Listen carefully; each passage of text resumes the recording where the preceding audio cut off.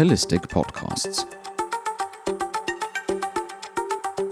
Hi and welcome to Holistic Podcasts, where twice a month we bring you in-depth interviews with people who fiercely put forward their ideas onto how to bring greater good into the world.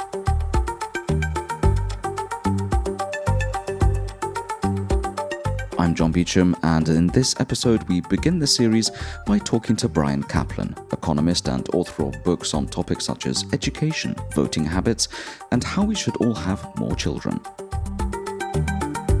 Join us in just a moment on Holistic Podcasts.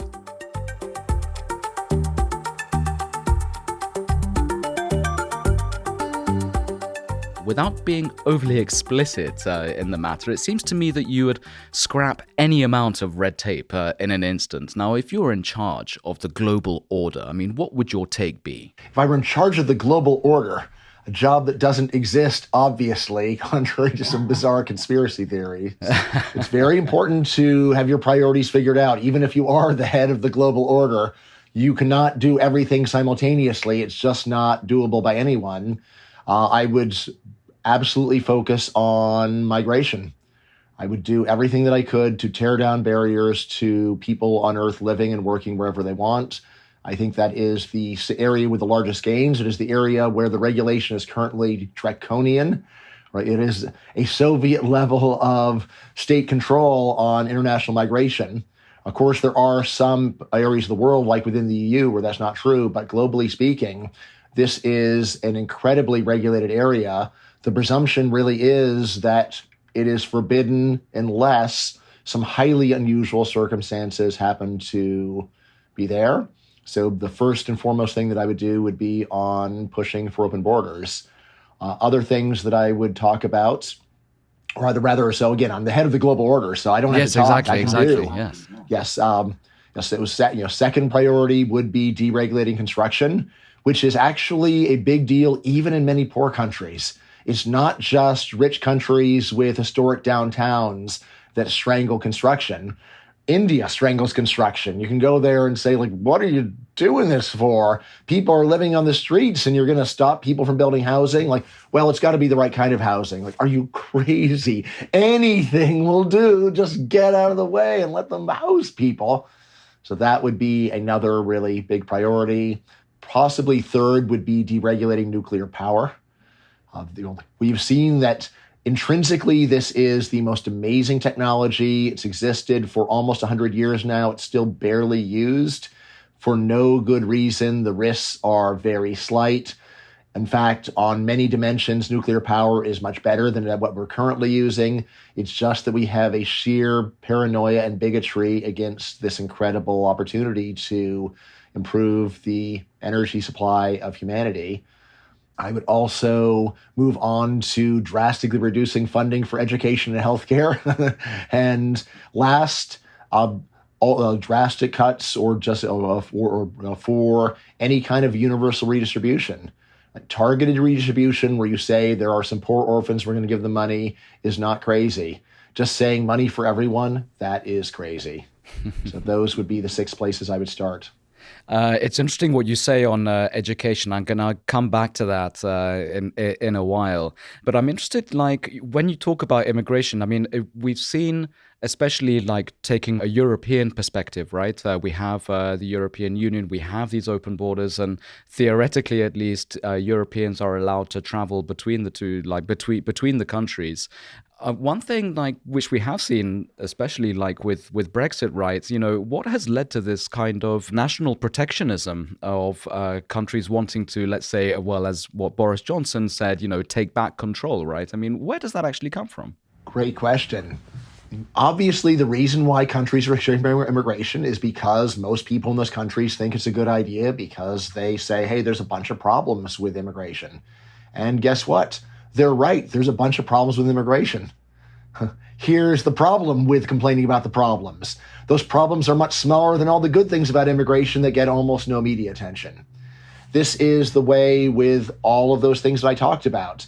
Are there problems with immigration? Sure. The problems with the construction? Sure. Problems with nuclear power? Sure. On and on. But There are also incredible benefits of these things that barely get any attention. They never get headlines. There's never going to be headlines saying, millions of people's lives are better off thanks to migration. Simple as that, right? Not just the migrants, but all their customers. That's never going to be a headline. There's never going to be headlines saying, we built millions of new homes and now people have homes. Yay. That's not a headline. Whereas people protest the building of a skyscraper. That's a headline. There's never going to be a headline saying nuclear power provides cheap, safe energy to 1 billion people. But there will be headlines saying there's an accident somewhere that killed 0 people, by the way. Right? That's also not, so like, Fukushima, foolish evacuation in response to near zero radiation risk kills 1,600 people. That's the actual story of Fukushima, where they removed a whole bunch of sick and elderly people from their locations because they were miles and miles away from the accident, receiving a negligible dose of radiation, but they put them on buses on hot days and they died. Right? This is the way that politics works, is you find visceral complaints, vivid, memorable, repeatable complaints, and then you go and crush something wonderful on the basis of a trivial but emotional reaction. Rather like Boris Johnson being correspondent in Brussels for the Daily Telegraph and feeding the British people for years on how Brussels is ridiculous, right? Right. I mean, just think of, since you're coming out of Poland, the amount of complaining. Well, there's Polish plumbers in England. How terrible! It's like, oh yeah, that's just awful that people who have plumbing problems can get cheap, high quality workers to go and solve their problems. Services, right? Has to be stopped. Right? Like, there's Polish plumbers. It's like that's like complaining, oh my God, now there's Indian restaurants in England, so now there's decent food to eat for the first time. It's not just fish and chips 7 days a week. So fish and chips is good, but after a while it gets very monotonous to eat British cuisine. It is thanks to the immigrants that that one can eat decently in the UK now. I mean, I for one will say that I embrace the Indian community in Poland, which has skyrocketed over the past years. I've been in Poland now for 20 years, and I've seen the waves of migrants coming in, and I can actually finally get a good curry in Warsaw, so I'm not complaining. Right, and just to go and echo that, the very best cannolis and sfogliatellas I was able to get in Poland came from a Sicilian migrant in Wrocław. There you go, right? He has this incredible stand in the historic area. And I'm like, who are you? And how come your stuff is so much better than everyone else's? Yes, I'm coming from Sicilia. I'm coming back to Wrocław in October, and I'm going right to that guy to stock up. He's great. Look for him. Talking about deregulation, and again, this will lead into the problem of education. Talking about deregulation, are we as people able to accept this kind of political or economic freedom? And if there's no one in control, then do you have such an outlook on humanity or a positive outlook that we are able to regulate ourselves? There is no problem, or actually they say normal people have no problem at all with deregulated markets. They participate in them happily all the time. It is as voters that people don't like them. Like, you can really see that someone will vote to go and crush a market that they happily participate in. It's like, what are you talking about? I mean, here is one that is fun for Americans, because when we come to Europe, you have a lot more internet privacy regulation than we do, which means that when Americans show up in Europe, you're clicking 10 extra boxes for every website that you want to go to. All right, and this way you get your privacy protected. This is really important. Well, for voters, it was possible for politicians to say, we need to protect people's privacy. Their privacy is being violated. This is terrible. And yet, people are going to websites that violate their privacy all the time without worrying about it. And it's like, well, what choice do we have? Well, here's the thing. If people actually cared a lot about privacy, then internet companies could say, hey, we offer the high privacy upgrade for an extra $5 a month. Who wants that? And the answer is almost no one's willing to pay the extra $5 or €5 a month for the privacy upgrade. It's government that goes and makes everybody get it, inconveniences everyone for a product that when people have a choice to spend their own money, turns out almost no one wants this product. I mean, obviously, you could also have, this is privacy book. It's just like Facebook, except with lots of privacy. Right? That business doesn't exist, or at least it is a trivial business because people don't actually care. They would rather use real Facebook and not have their privacy than use privacy book that has their privacy. But even if you say, well, that's just too hard to switch over, networks, blah, blah, blah, why doesn't Facebook say we will sell you the privacy upgrade?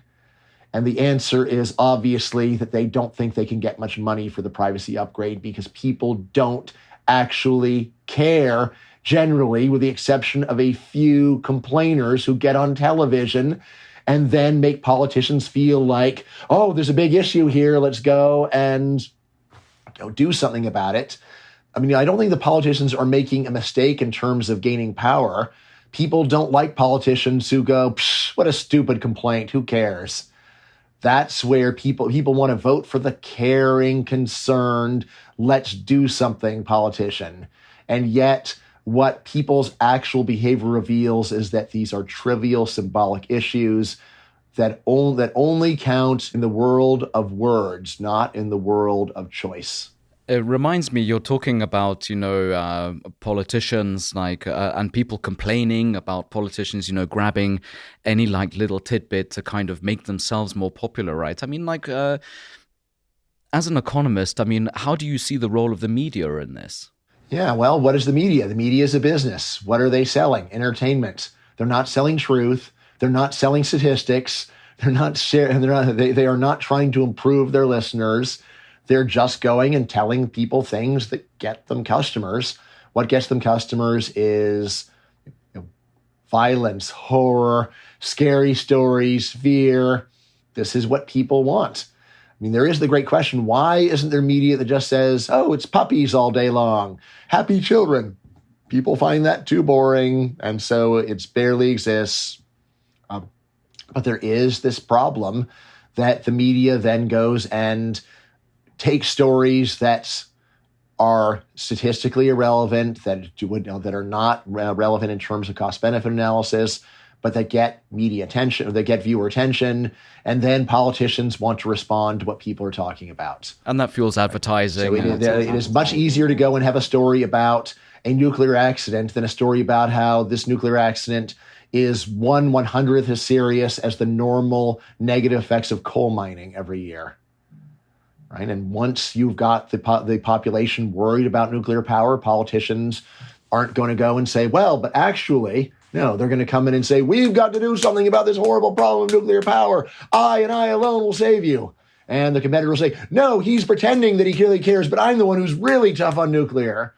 And then we get things like Germany shutting down its remaining nuclear plants, even though they are in pretty much every better way better than coal. Moving on, you are a proponent of having lots of kids. You have kids yourself. I only have 4. I only have 1. So it's okay. And in your book, Selfish Reasons to Have More Kids, you say that we as parents should just let kids be kids and parents take their foot off the gas a little. I mean, what approach does an economist such as yourself take when giving parenting techniques? Well, I mean, one of the really good features of modern economics is that economists are generally into being evidence-based, right? Evidence-based. What does that mean? Well, to start, it means looking at numbers. But second of all, it means to be conscious of what do the numbers mean? What are the actual statistical techniques behind the numbers? Which methods are reliable? Which methods are unreliable? One of the very best methods that we have for understanding the effects of parenting is studies of kids that are adopted and studies of twins. In the case of kids that are adopted, it's really easy to understand why this is such an informative technique, because when you study kids that are raised by their biological parents, you always have to wonder, why did the kids turn out like their parents? Was it nature or was it nurture? In the case of kids that are adopted, you know that it's nurture. All right, we have similar principles for studies of twins. Why are identical twins more similar than fraternal twins? or to phrase it neutrally, how much more similar are identical twins than fraternal twins. This gives us a measure of nature. And once we have a measure of nature, we can do further math to say how much room is left for nurture. Anyway, there's been about 60 years worth of research using these methods. Using these methods, we get the result that the effect of parenting, the effect of nurture on how kids turn out in adulthood is much smaller than what most people think, which means that the evidence-based view is that parents can give themselves a guilt-free break. There really just is not much of a trade-off. Parents can safely say, I'm going to do a lot less. Doesn't mean that you don't have to feed your kids. Doesn't mean that you don't give them a place to live. Doesn't mean that you don't show them love. It's just saying that there's a wide range of observed behavior where the result of changes in behavior is hard to detect. Generally not zero, but quite small. Okay. So this is the main evidence-based advice for parents, is just to say, what you do matters a lot less than you think, especially in the long run. There's also some great evidence-based research on better short-run techniques for raising your kids. There are great experiments on getting kids to sleep, great experiments on getting kids to have better behavior as children, right?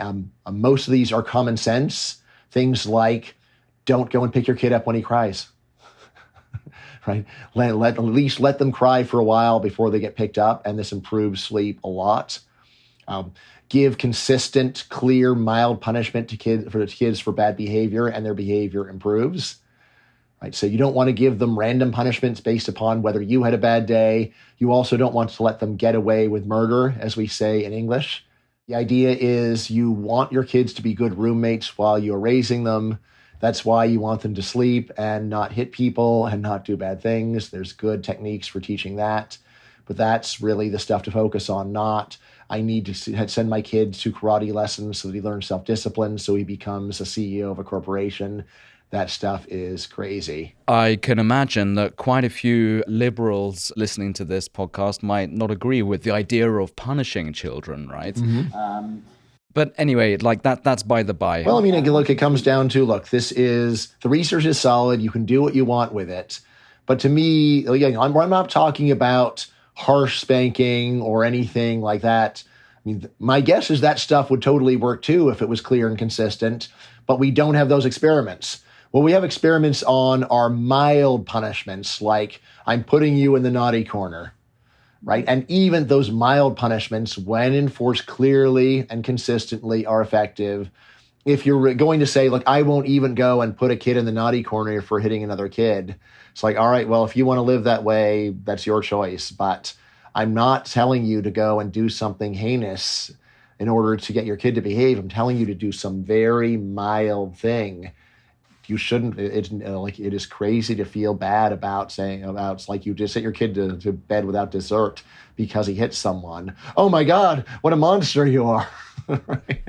Well, I mean, I was born in the early 80s and I went to boarding school throughout the 90s in the United Kingdom. So I know what discipline is all about, as you can imagine. Coming back to children, I mean, it's always good to have lots of kids, because kids will turn into adults and then adults will fuel the economy with the work that they do, right? At the moment, there is a huge demographic deficit. I heard on the BBC earlier on today that the number of births in the United Kingdom is the lowest last year since 2002, right? So that's over 20 years, right? I mean, how is it possible to get parents having more children, especially with the recession, with rising inflation, cost of living, cost of housing?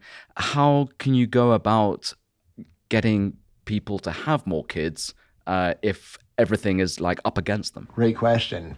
All right, first point. Obviously, it cannot be the case that bad economic conditions normally cause low fertility, because guess what? Economic conditions used to be vastly worse in the past. And people still had kids, right? Yeah, so, well, not only do they still have kids, people had way more kids 100 years ago, even more kids 200 years ago when they're on the edge of starvation. It is not generally true that bad economic conditions lead to low fertility. The long-run pattern is totally the opposite. It's good conditions that lead to low fertility, not bad conditions. Right? So that it's important just to go and remember that. In terms of what can be done, again, evidence-based, right? What do we actually know? There have been a lot of different policies that countries have tried to get fertility up. It's very common to say, oh, none of them work. Right? Well, what about the actual experiments? There are some actual experiments or near experiments where some people randomly get incentives for having kids, others don't. And so there is a great experiment done in Quebec, another one done in Austria. There are well-known papers that actually study these. And again, the idea is that these are really nice studies where some people get the incentives, others don't, and then we can go and the assignment is random, and we can go and measure the difference in fertility. And both of these studies confirm quite sizable effects of financial incentives on having kids. So I have a paper where I go further and I say, how much so basically, if you what's the right way of putting it? So how much of a financial incentive do you need to give to a parent to get them to have another kid? And how much can governments reasonably expect to get in extra tax revenue from those cuts? What this piece that I wrote finds is that natalist subsidies, like a tax, for example, just giving someone a tax freedom year every year they have a kid, that these are the holy grail of tax policy. These are tax cuts which actually more than pay for themselves. Governments raise more tax money by not having the tax, all right, in the long run, of course. All right, so this is one thing that can be done, is financial incentives totally work. Many people say, oh, they don't because there was fertility is falling, they passed the program, and then fertility didn't go back up. It's like, all right, well, you have to, you need an experiment in order to know what's going on. That's like saying their COVID cases were going up and then the vaccine was introduced and then they didn't go back down for another 3 months. It's like, well, guess what? The experiment is the superior way of determining what works. There's a lot of things going on in the world, like there might be a new variant that kicks in the same time as the vaccine. That doesn't mean vaccines don't work. Just looking at raw data is not a good way to find out whether or not natalist subsidies work. They totally work. All right, now, in terms of my book, the main thing that I push is encouraging parents to find out the actual facts about what they need to do to be a good parent. What I say is the evidence is that it's just a lot less than people think. You don't have to give up all your fun and your whole life to be a good parent.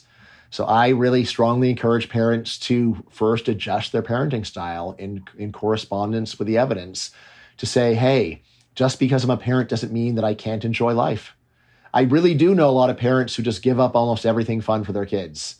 Sometimes it's worse and they just let their kids physically abuse them. I know parents who let their kids kick them and they don't say anything like actual kick, physical kicks. I've seen kids kicking their parents and the parents saying, now. And I'm like, this kid kicks you all the time, doesn't she? It's like, yeah, but what am I going to do? Yeah, you're like 5 times her weight. I think you can stop her. But so I tell parents, do not let your kids ruin your life, and don't blame your kids for your bad parenting choices. It's not a problem of having kids primarily. It's a problem of bad parenting. The bad parenting is bad for the parents especially. So I encourage people to have a more reasonable and relaxed parenting attitude. And then once you do that, to reconsider the number of kids that you want to have. So this is the main thing that I have actually personally done. There are hundreds of people who have told me my book has convinced them to have more kids. That's not an ideal experiment, but still I find it pretty convincing. I don't think they're lying to me. Okay.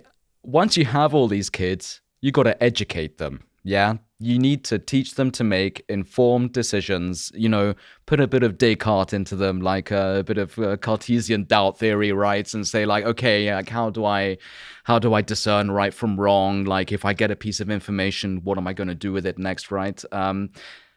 And you say that like, you want to scrap education, but like, but if you don't have institutional education, parents have to educate. And now not all parents are as educated or as bourgeois as we are, right? Who have gone to good universities, who have like a decent upbringing, and basically like fairly have a kind of a decent grasp of what the world is about, right? How can you say that you can get to scrap education when you simply don't know what the outcome's going to be, and then it's just like a revolving like circle. How do you say it? The cycle closes, right? Then they're making bad Right, a cycle of ignorance. cycle of ignorance, because they're making poor decisions when voting. They're making bad decisions, like, or life decisions, right? So how can you get rid of education and still have a fairly educated society? Right. So first of all, I never say get rid of education. Nothing like that. I do say that we need educational austerity, that we spend way too much money in education, in particular, way too much tax money. What is my story? Well, here's the thing. All the problems you're talking about exist with our current level of education funding. So what this means is that the system we have is not a solution to this problem, not even remotely close. It is true that it is an official intention of education systems to improve people's thinking, to improve their knowledge of government and politics and so on. But it seems like they've done a very poor job of it. Now, you might say, well, maybe they've done a poor job, but it would be much worse if people had a lot less education. Here again, we can just turn to research and say, like, how true is that really? How true is it that education is actually at least improving the level of knowledge of, for example, government or politics or policy or economics? In my book, I go over the evidence, and the answer is, while schools claim to turn people into good voters, they fail. Why do they fail? Part of it is they just don't try the right things. A lot of it is that it's just too hard. I mean, like teaching critical thinking, it's, even when you put a lot of effort into it, it's just super hard to do.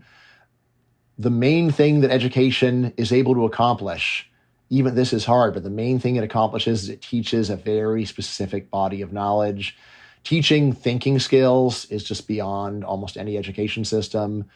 That's just harsh reality. So that's the main thing that I say there, is it's just not true that there would be a big difference between the world that we have and a world with a lot less formal education, because the system that we have barely makes a difference. What's the alternative? So first of all, for young kids, you've got to have some kind of daycare if their parents are going to work. And while they have daycare, you may as well teach them reading and writing. They need to learn that anyway. That's the part of education that I think is totally fine. The part that I think is really messed up is once kids don't need daycare anymore, I think most kids ought to be learning how to do jobs.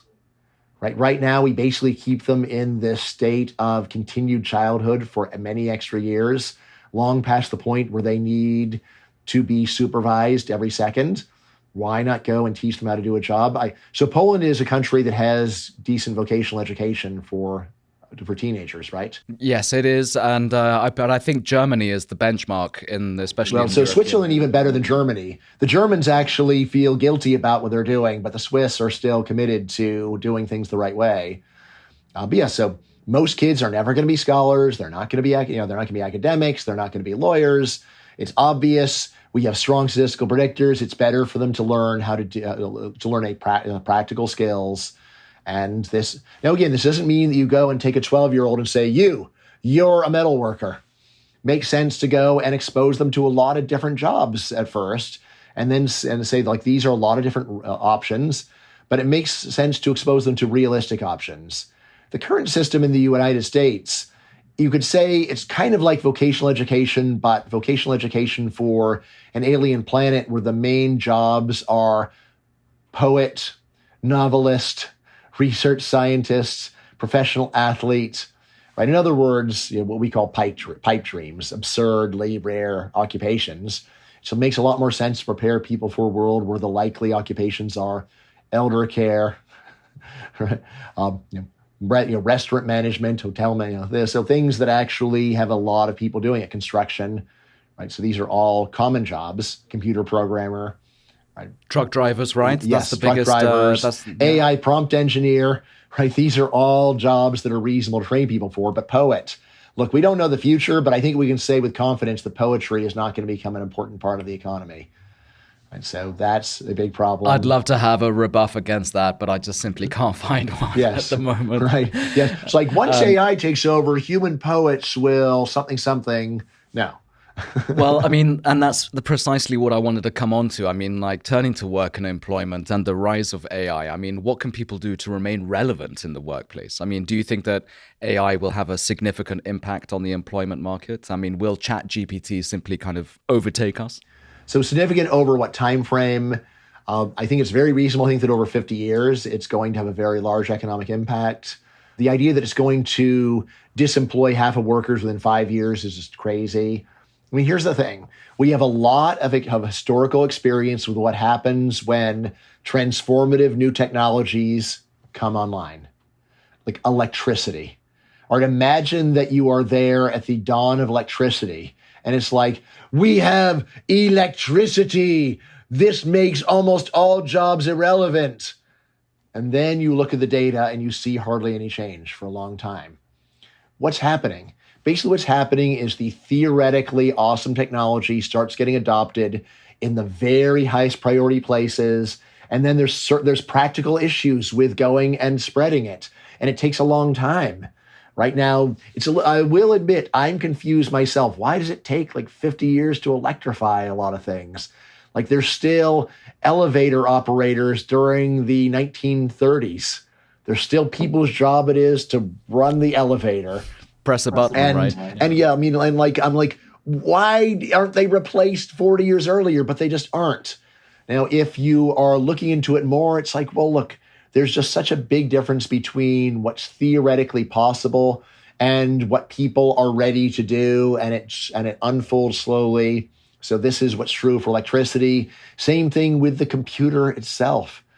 All right? If you look at what computers can do in 1980, you might just say, why don't we just have things now?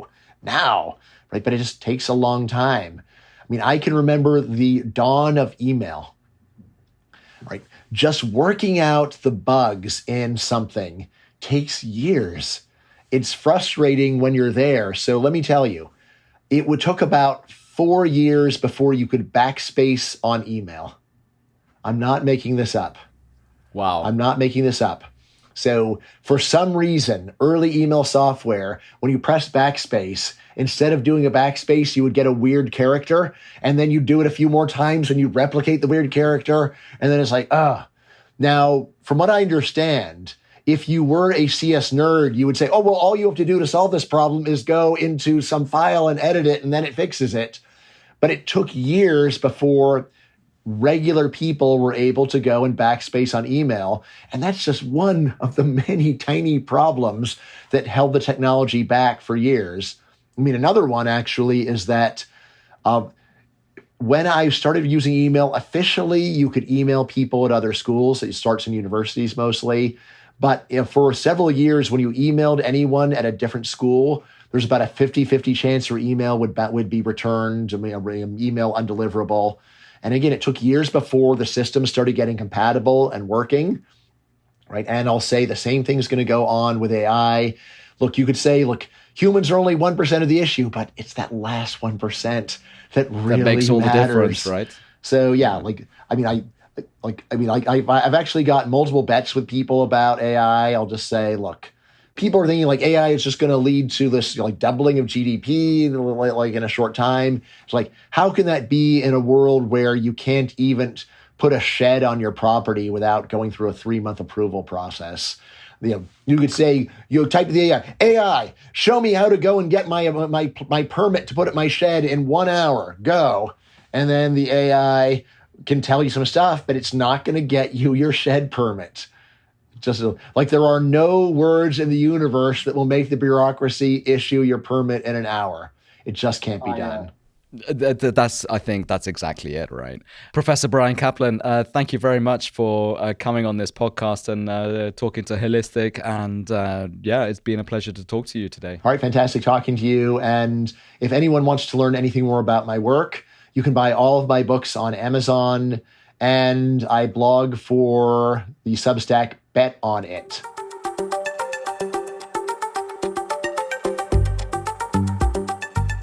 For more podcasts from Holistic, check the show notes to this episode and also be sure to like, share, and subscribe for more. Thanks for listening.